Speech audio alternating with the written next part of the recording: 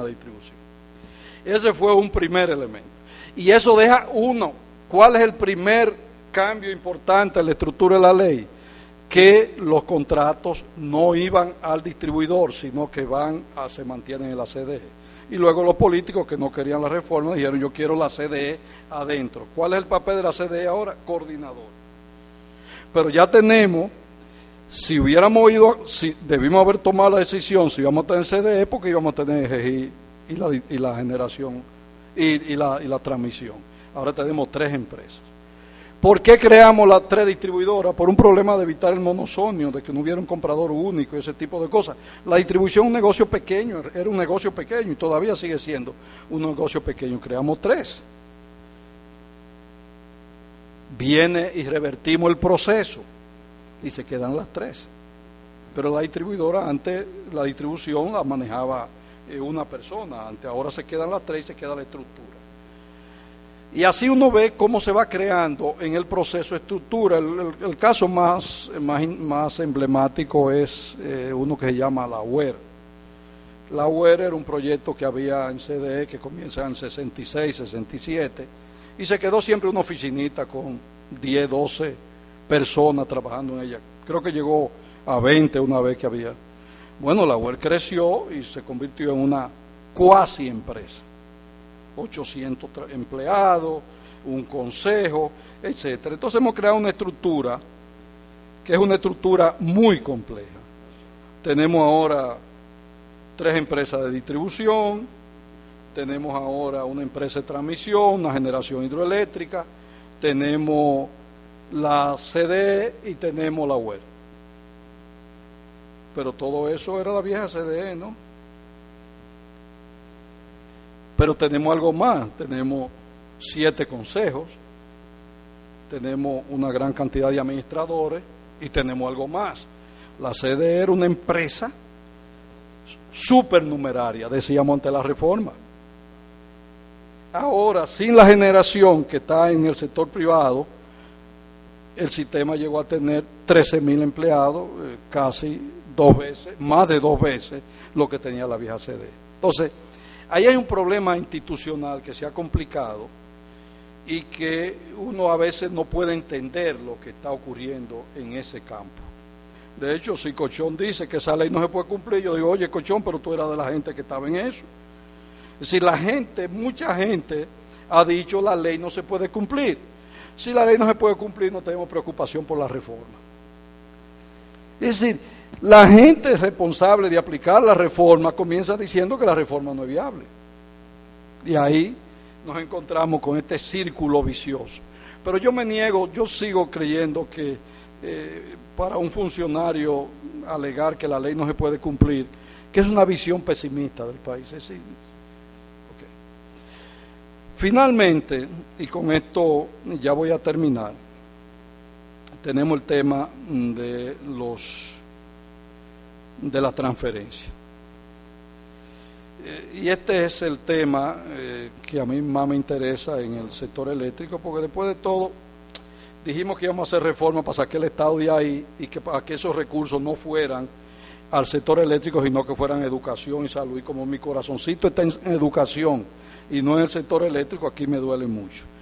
Pero la verdad que la cosa no ha salido bien. Y como el Estado está metido en todo, en los últimos, mi mejor cálculo es que en los últimos 10 años hemos destinado unos 6.300 millones de dólares.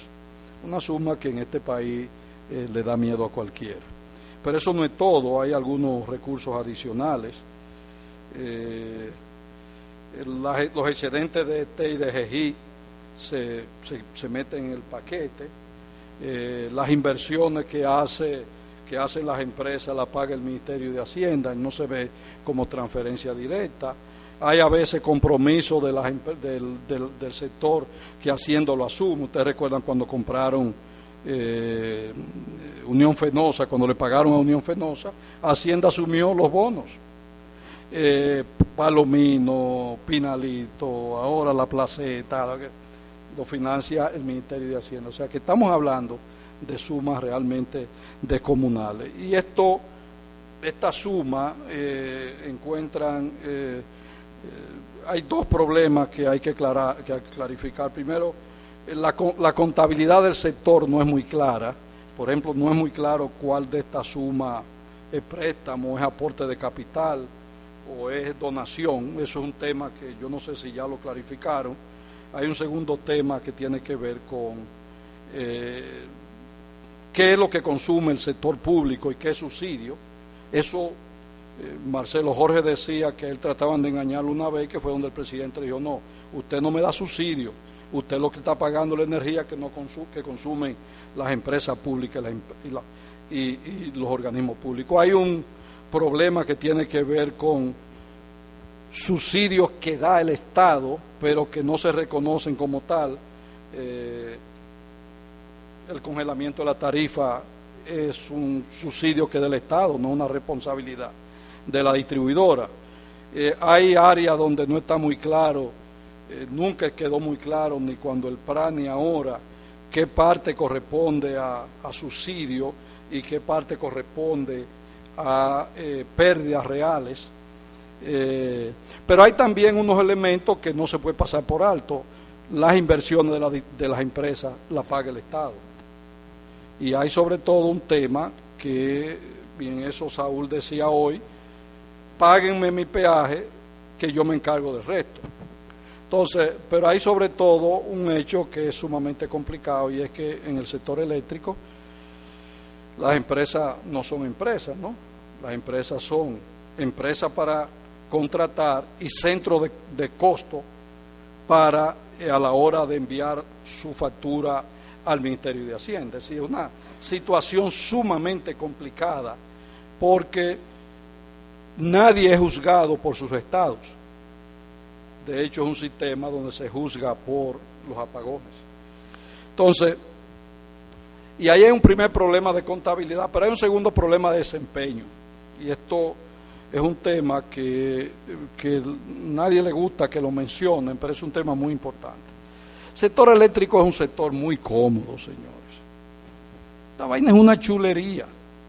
Mire, este año tuvo que la gente que tirarse a la calle, y al final el presidente acordó que iba a aumentar el presupuesto de educación. ¿En cuánto? En 110 millones de dólares, que yo no sé si lo van a poder dar o no. Pero el hecho es que el subsidio se duplicó, hubo que buscar los recursos, y esos recursos sí son seguros. Es decir, es un sector donde conseguir 3 o 4 millones de dólares, 3 o 400 millones de dólares, no es un tema que mortifica particularmente. Es un sector donde el desempeño interno no genera renta para la gente que ha empujado el desempeño, pero es un sector donde el mal desempeño tampoco genera penalidades. Entonces, ahí hay un problema de fondo en el sector. Como una empresa que yo juzgo, sobre todo por los apagones, puedo definir la calidad de su desempeño. Y ese problema ha dado lugar, el consumidor sabe que al final el Estado paga. Todo el mundo sabe que al final el Estado paga. Y los funcionarios saben que al final el Estado paga. Y las empresas saben que al final el Estado paga.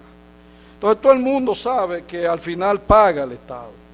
Y eso contrario a lo que uno cree, no es bueno. Mucha gente quisiera un sector que se autofinancie. Muchos inversionistas tienen miedo con un sector que no se cumple la ley, que además depende del presupuesto público. Y aunque nadie lo quiere decir en público, en honor a la verdad, hay un problema de inversión asociado al cumplimiento de la ley, asociado a la capacidad del sistema para financiar.